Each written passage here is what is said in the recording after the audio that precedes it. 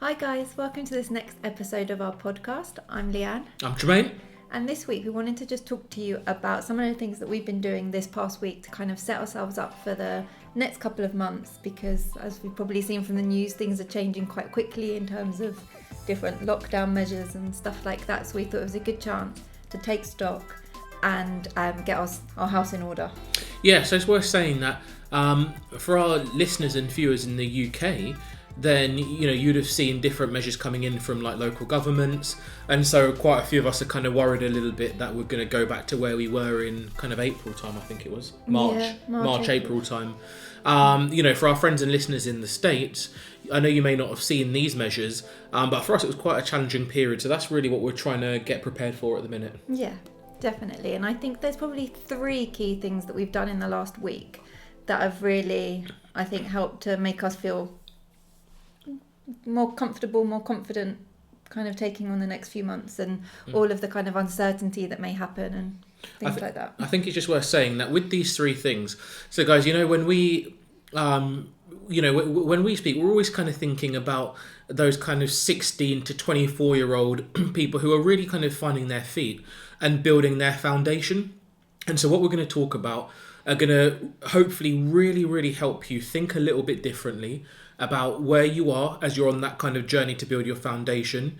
If you've just left school, or if you've just left uni, or if you're unemployed and claiming benefits, you can start to kind of think about how to kind of build a bit of a safety net for you.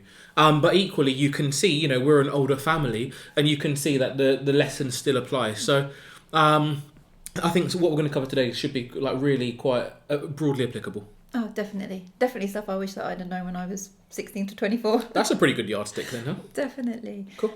Okay, so I think the first one, I think what was key for us was we reviewed our emergency fund. And we thought to ourselves, is there enough in there? Do we need to put some more in there? Kind of what... It just made us, I think a bit more about what we wanted that emergency fund to look like and how big we wanted it to be. Yeah, that's a great point. And I think the emergency fund decision this time round is really quite interesting. So we sometimes have a kind of really flexible number that we keep in, but it's always a minimum of 6 months expenses. But depending on what's going to be happening, we kind of flex the number a little bit, right? It's true. And that's quite important, because if we feel like we want to take a little bit more risk, then you kind of stay at the minimum.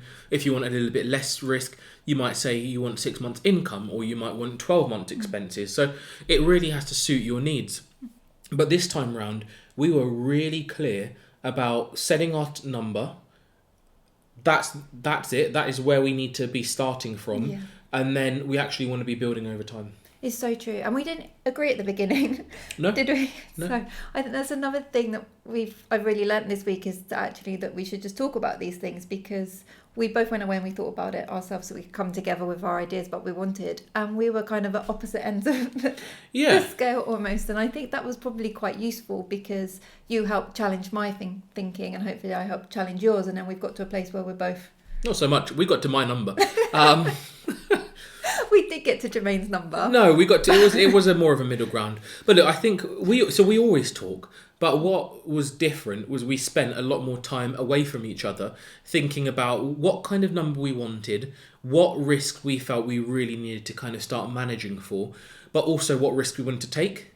And that for me is where it gets really interesting. So if it was when we were younger and I was looking at building our foundation now, I would, knowing that we had our parents to fall back on, I probably would take more risk. Yeah. So I would want to be running a lot closer to my 6 months only expense, maybe even a little bit less if I were living at home. We're now parents with different commitments, so I'm far more inclined to want to have, if it's 6 months expenses, I'm still more inclined to want to continue to build that. And I'm still going to be thinking, okay, if I really got into a tricky situation, how quickly could I liquidate some of my less liquid assets? It's that kind of thing. I would take there's a bit more risk you want to take. I think during this opportunity, during COVID as well, that there's also some opportunities that may present themselves next year. So, we're also kind of keeping a bit of an eye on that. Yeah. And I think you've hit the hit a really important point there with what you were talking about, Jermaine, and it's kind of really struck me. And we say it quite often, is how personal that number is, and it has to be right for you as an individual. So I think that's why we can talk about what we're doing, and hopefully that's helpful. But it really is, I think, imperative for everyone to actually sit down and think about what works for you. And again, it's going to vary depending on the stage of your life, whether you have children or don't, you live at home or you don't, or what your goals are if you're looking to, save to buy a house or anything like that. It's your goals are going to be different, and your emergency fund is going to be be different. So I think that's probably my key point from here, and it's exactly what we did. We thought about what our emergency fund, what we want it to be, and got it from that way. Yeah, and I think if you're going to ask me just to kind of distill it into one simple thought, it's we set our target straight away, and we said no matter what happens, everything in life is going to help us, is going to fit that target. And what we have done in the past is we've looked and put numbers together and said, what can we afford to do? And what we can afford to do always factored in an awful lot of random desires and wishes and holidays and frivolity. But this time we went the very different extreme. We looked and said, right, no messing around. What number do we need to have which is untouchable and it stays there and we don't negotiate? We set the number, we put it to one side, and then we've managed to do what I think you're going to come on to 1.2. Yeah, that's such a good point. I'm so pleased you said that. But yeah, it does lead nicely on to point 2. So well set up. Thank you. So point 2 was that we redid our budget from scratch. Absolutely. From scratch. Completely from scratch. So throughout this period, we've maybe been tinkering with things because your expenses change. We were lucky enough for a few months that we didn't have to pay for Theo's nursery because nurseries were shut. We didn't have to pay for that, so we adjusted our budget accordingly because of things like that. And you're not going out and our travel to work and things. But this time we thought, let's not tinker. So completely from scratch. Exactly. And what is fantastic is that you start to get just a completely different way of thinking. So I know for if you're listening and watching and you're kind of in that 16 to 24 bracket and really are thinking that you may not have too much income, some of what we're talking about with the budget, I know it may seem a little bit strange because it just might be a discipline that you don't have yet. But I think it's still one that is worth cultivating early. Most definitely. Genuinely have a look at what you bring in, whatever it is, even if it's £100, $200, whatever it is, you've got your income. And then set out very clearly what your expenses are. Be really clear about what your essential expenses are. They don't go anywhere. You've committed to them already. So if you're kind of 16 to 24, look, let's just say, for example, you've got a mobile phone contract, which you are contracted to it and you're not in a position to break. It's a commitment you have to continue to meet. That becomes one of your kind of fixed expenses for a period of time. You'll then have loads of other discretionary things. It might be going out, it might be Deliveroo, it may be Uber Eats, it may be packs for your PlayStation, Netflix, whatever it is. You've got to set those kind of things up and understand how your money really moves. And, guys, if you can do that with a small number, once you get to a big number, it becomes a lot easier. I think when we were kind of getting relatively small numbers, we didn't have that discipline. Not at all. And we started learning about really good budgeting when we had some kind of middling numbers. And then once you get to kind of some bigger numbers, then it's become a lot easier. It's so true. And I think that was when I said at the beginning, this is stuff that I wish I'd known when I was 16 to 24, because especially when I left uni and got my first job, I wasn't looking to see kind of how I could make my money work for me. Yeah. I was focused on what can I buy? What can I spend it on? The things that I can maybe do now that when you are at uni or you only have a Saturday job when you're in school, you can't do. So I really wish that I'd had the kind of the discipline maybe and the foresight to think actually the planning part of this is really important, and the habits that you form 100%. And the even just the knowledge. You gain so much knowledge from doing your budget and how kind of your money even works for you. It's true, right? And guys, in this environment, this is the time when you need to be getting on top of these things. I read so many things every day, and people are drip feeding in this reality that for you young folks that we really are out here trying to hustle for and help. 16 to 24, you are getting a pretty bad deal from this COVID period. It's tough to get jobs. It's very, very, very tough to get jobs. Tough to get the experience that you need. And of course, you're still so dependent upon other people, right? So you need to be able to have core skills that allow you to get that independence or allow you to operate properly in this environment.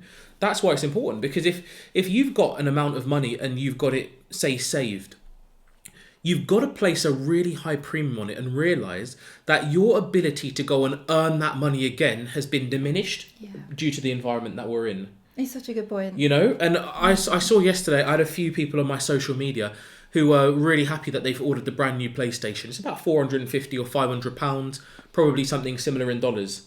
I would love to do that. I can't. No. Well, I can, but I'm not going to.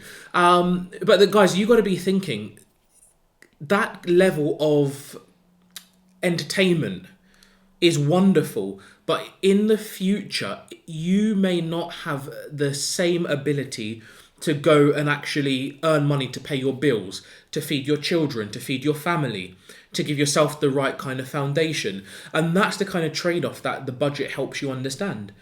Because when I look at sorry, please, you go. No, I was going to say it's true, because when it's there in black and white and you can actually see how much money you're spending on some things, it can be a bit of a shock to the system, but it's a good shock because it gets you thinking. Yeah. And I think we've done that on several occasions when we think about how much we spend on takeaways or how much we spend on Amazon and things like that. And it's a real thing. We're like, nope, we need to get a handle on this. Yeah, well, look, everyone who is listening and watching knows Amazon is the thing for us, right? It's a bit crazy. But look, I'll tell you, the biggest thing that we did with our budget this time, whereas before we always looked and said, okay, take Amazon then, fine.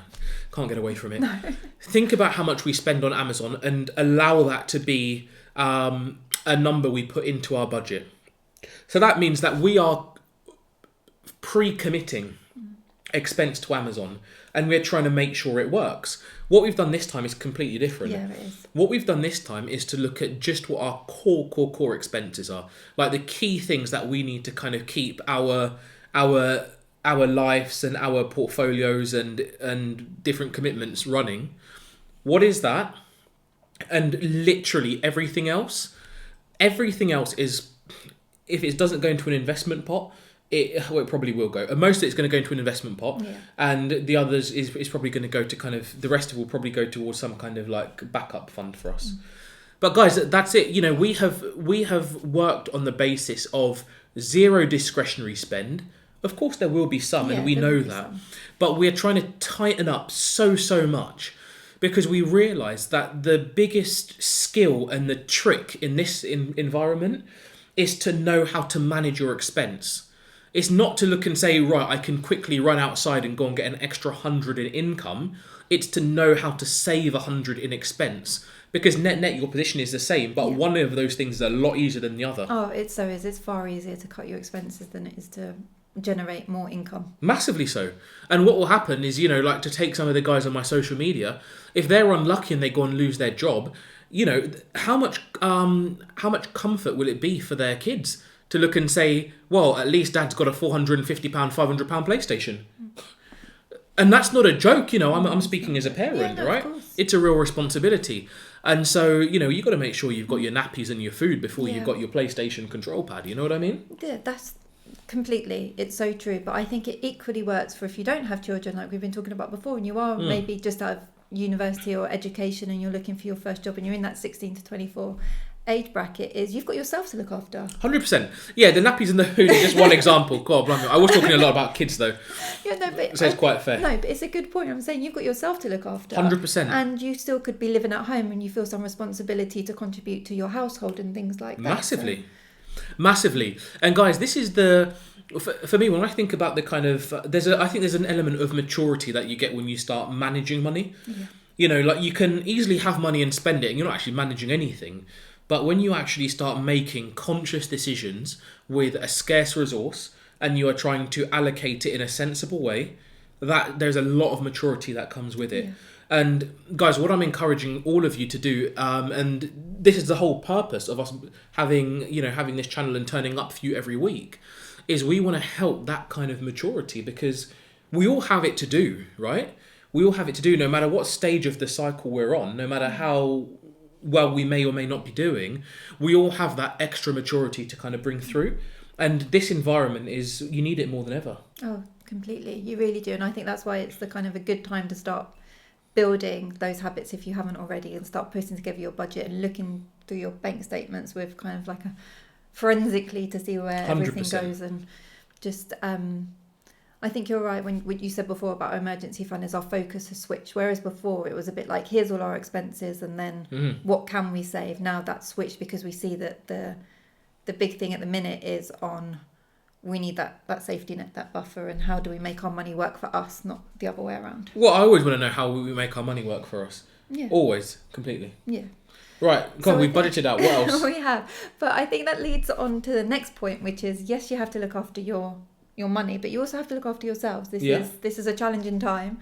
Nobody's lived through a period like this before. And I think at the minute, we can admit ourselves, we've started to kind of feel the strain a little bit of being in this time, and so we had to remind each other that we need to take care of ourselves as well. Money is important, of course it is, but you also need to take care of yourself. Yeah, of course, guys. And look, I think there's in this environment, my guess is everyone is struggling, and I think there are probably varying degrees to which people are acknowledging it, and then people are sharing it. I've yet to come across anybody, including multimillionaires who you'd think have got everything. I've yet to come across any of them who are saying they haven't got any problems. Yeah. I think it's just you may have different challenges. But guys, it's really important to be okay with yourselves with that, not to try to give yourself too much of a hard time. And if you have got a partner, you've got to take that time to step back and just kind of just ground yourselves a little bit together. Most definitely. It's so true.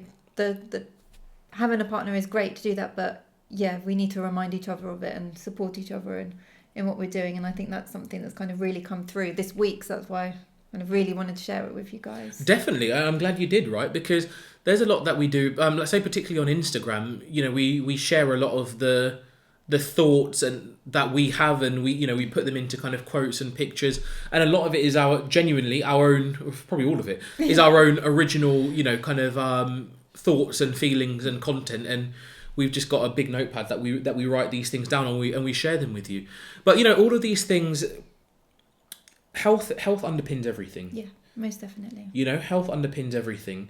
It's the health of your mind, your body, your soul, your heart. All of health underpins all of it.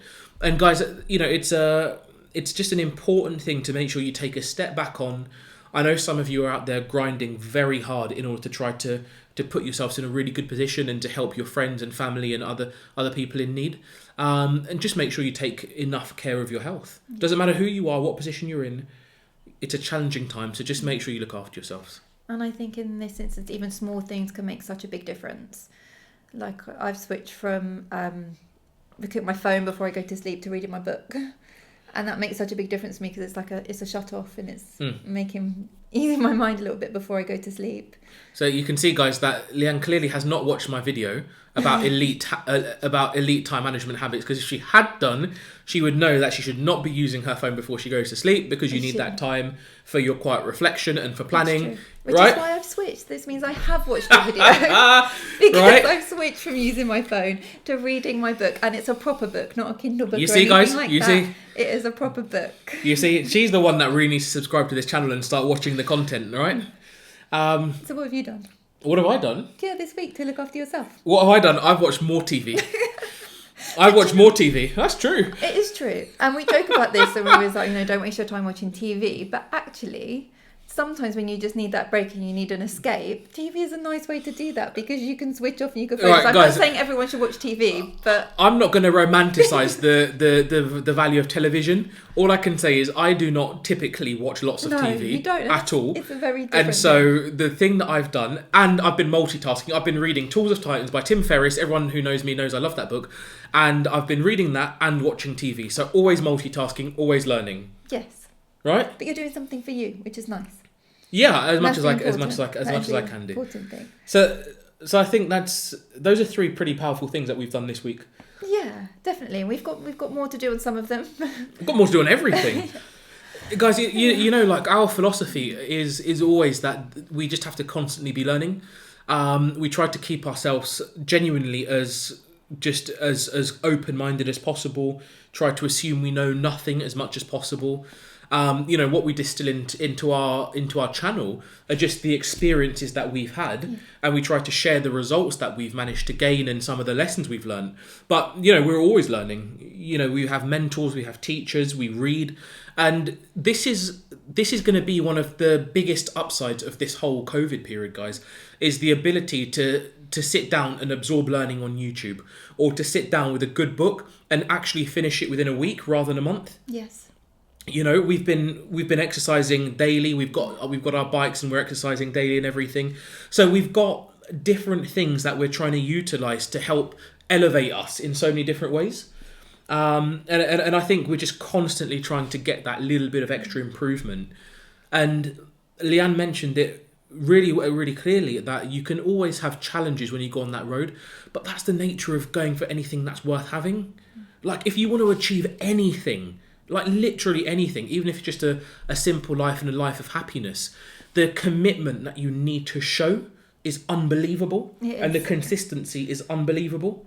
That's what we're just trying to do, you know? Most definitely. And it's challenging but rewarding, and yeah, throughout it you'll have things that you can celebrate. And I think that's one of the things that maybe comes out of this thing about looking after yourself, is to recognise actually what you have done.